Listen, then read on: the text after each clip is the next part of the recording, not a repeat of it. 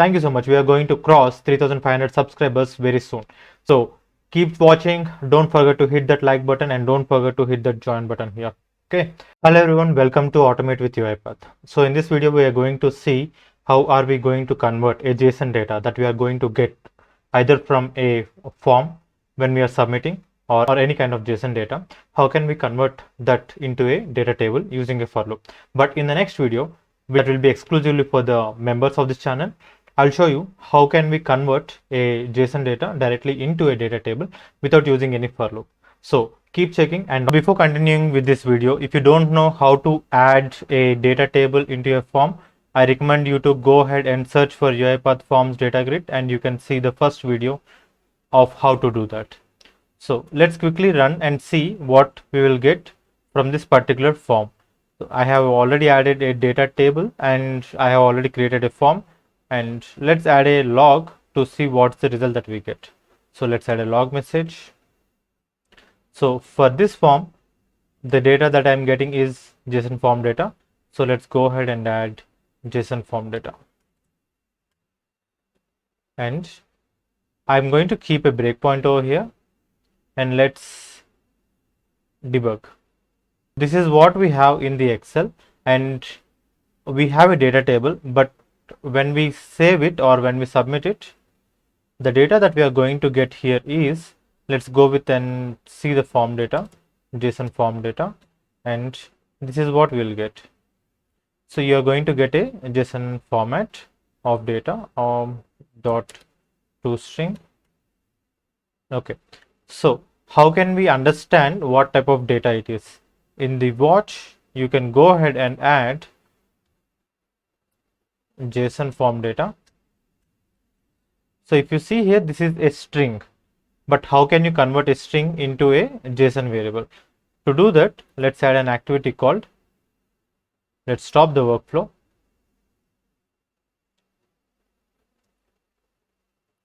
We need to add one more activity, that's deserialize JSON.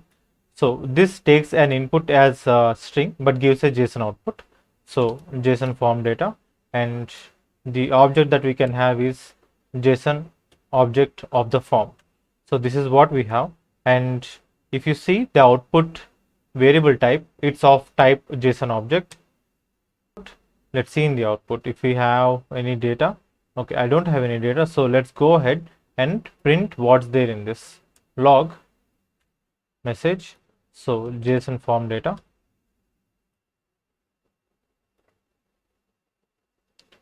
Let's debug the file. Just submit and continue. And if we see in the output panel, we have this as a JSON data. So data grid, and in that grid we have an array of rows or array of objects, and each object, if you see, each object will still have JSON properties or J properties. So how can we extract the values from here? Let's go ahead and see. So we already converted this particular string into a JSON format. Now we need to check with the array. See, if you can see that there is a square bracket here. Square bracket in a JSON represents an array. So let's convert this output into a JSON array. So JSON array. Okay. So from here we got the data, but if you want to pass in the values, so JSON format of data, we need to send in the key value. So what's the key? Data grid is the key which contains all the array of values. So if you can just pass in data array,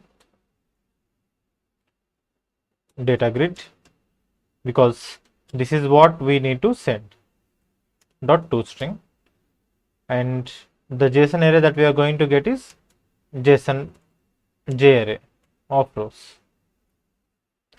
Let's see what is the error that we have here. Convert from string to integer. Okay, so we just need to send in the complete value. Let's go ahead and add the values. So JSON form data is what we have. Okay, the problem that I made here is it's not JSON form data, it's JSet object form, J object of form. And what do we get from here? We are going to get all the rows. So whatever rows we have, like column 1, this is the first row, this is the second row, and this is the third row, that we will get. We need to iterate all the values so that this can be added to a data row. So, and in this for each, so this again, an array contains an object. So how can you understand what type of data we have, or what type of data do we have? Let's keep a breakpoint and let's quickly understand an important concept. And here we are going to submit the value, and let's continue, and it's going to stop here. And if we go into the locals, let's see. So this is JSON form data, and this is J object form, and this is of type J object. And if you see, J object contains two properties. One, property 1, which contains J array of three items, and the second one is the submit value. So that's how we are going to see the value. So there it contains two objects, but we already took one object, that is data grid. If you want to see what's there in J array, let's see, this is J array. So what does J array contain? So J array contains an object again. So this is how you need to understand what you need to place in the for each loop. So J array contains three objects. So all we need to map here is properties. Let's stop. Let's go into the properties for each loop. In this, let's go ahead and click JSON link object. This is what we need to select. Let's select it, and then let's send in the values. So let's go ahead and add J array of rows. Now, how can we add a data to a data table? So to do that, all I need is I need to have a data table pre-built so that I can add the values. Here I can do something like build data table. So in this build data table, I already have two columns. Just make sure that you change this int -32 to string value, or else this will fail because we are accepting only string values. Okay, let's also add one more. So this is column 3. Let's add. So this is column 1, column 2, and column 3. And let's save it. I'm going to give a data table for this, that is dt. So we already have the variable. All I'm doing now is add data row. Add data row accepts. It will accept multiple values. One value is dt, to which value do we need to assign the values, and the second one is an array. So how can we add the values to an array? Let's go ahead and let's add the values. So what do we have? We need to keep this in double quotes. We need to have this in the flower braces, and item of 0 dot toString. Let's go ahead and add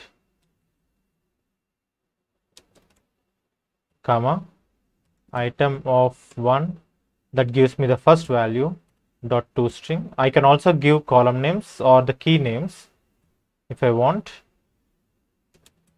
Item of 1 dot toString. So this is what we have. Save, and finally everything will be added to this particular data table. Let's go ahead and add. How can we save this into the output? So to do that, what I'm doing is, let's go ahead and add a add range activity. It's a workbook add range activity. So let's go ahead and add write range. So in this write range, this will accept a input path. So I'm giving this as an input path. So instead of sheet 1, demo sheet is what I want to give, and data table dt is what I want to add the value to. So this is what we will have. right range, input, demo sheet, and what do we need to pass in the values, and from where we need to start, that we will have in here. So let's go ahead and run this workflow. So before we do that, let's see what's there in the input. So this is what we are seeing in the form. Let's see how are we going to get that in the data sheet or demo sheet. Let's debug. And if you go back into the watch, so I have 3 values. Let's go ahead and delete one of the value. So I have only 2 rows now. Let's submit this flow. Okay, this is throwing an error. Let's continue and see what's the error. In the output that we have, we can see invalid key value of 0, object property name expected. So it's expecting a key value. So all I can do here is, let's see with add data row. Do we have any issue with this? Let's go ahead and update this one. Call 1.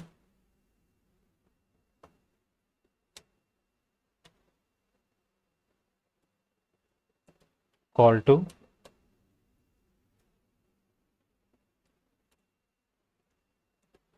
Call 3.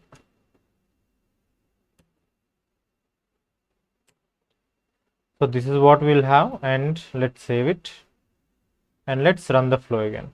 Debug. So if we observe, there are 3 items. Let's save it and let's continue. And the program ran successfully. So instead of giving an index, if you can give a key, then things will work. Let's go ahead and see in the output. So input form, this is what we have, and in the demo sheet, these are the 3 values that we have. Now let's go ahead and update a quick thing. Right range, let's add headers, and also while running, let's remove one of the rows. So let's remove, I can remove anything. So I removed A, and then let's submit. Okay, let's see in the project and in the input. What do we have in the demo sheet? Okay, see here. This is what we have: column 1, column 2, and column 3, and the values that we have. So this is how you can convert a JSON data from a form or any JSON data into a data table. But in the next video, I'm going to show you how can you avoid using this for loop, but still you can form a data table and add the values to the Excel. So without using for each loop, how can we add the details? Thank you so much for watching. Don't forget to hit on the join button so that you can watch the next video and all the updates from my channel. And also hit that like button, bell button, and do post your comments so that I can reply as fast as I can.